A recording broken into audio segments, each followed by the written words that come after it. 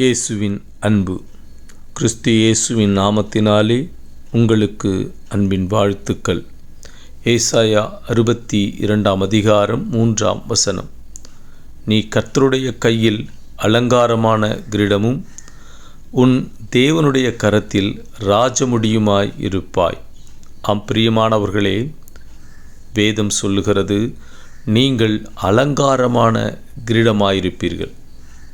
இப்பொழுது உங்கள் நிலைமை என்ன வேண்டுமானாலும் இருக்கலாம். வறுமையில் இருக்கலாம், வேதனையில் இருக்கலாம், தாழ்ந்திருக்கலாம். ஆனால் கர்த்தர் உங்களை உயர்த்த வல்லவர். அவர் உங்களை அலங்காரமான கிரீடமாய் மாற்றுவார்.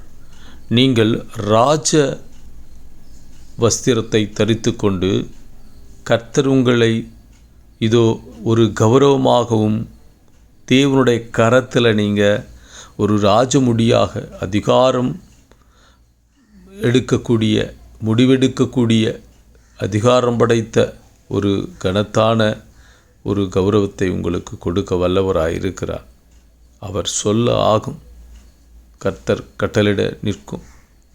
அவர் உங்களை தாங்குவார், தப்புவிப்பார். இதுவரை சுமந்த தேவன், இதுவரை நடத்தின தேவன் இனியும் நடத்துவார்.